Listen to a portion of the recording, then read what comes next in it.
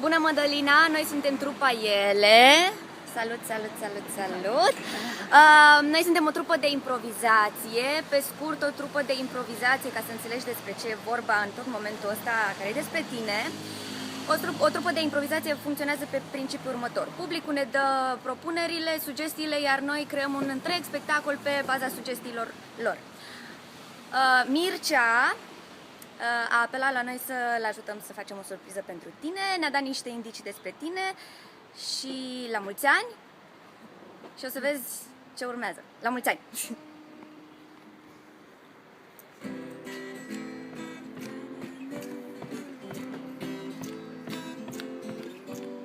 Mădălina, wow, wow, Mădălina, wow, wow, Mădălina, wow, wow, Mădălina, wow, wow. Îmi place că ai părul așa sârmos, ai pielea fină ca zahărul tos și-am auzit că ai abdomenul atât de fit încât zahărul pe el poate fi mărunțit.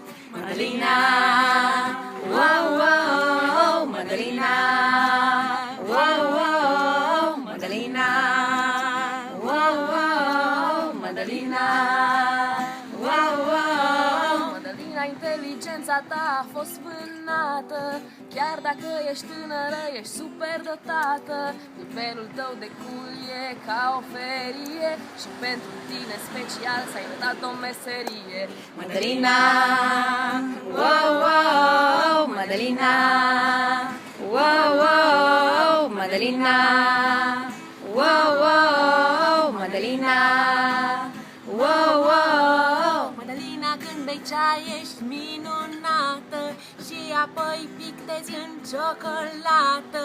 Când prin casă tu singură dansezi, totul prin cameră rearanjezi. Mădălina, wow, wow, Mădălina, wow, wow, Mădălina, wow, wow, Mădălina, wow, wow. Mădălina, dragă Mădălina, ești atât de în trend încât ai devenit American brand.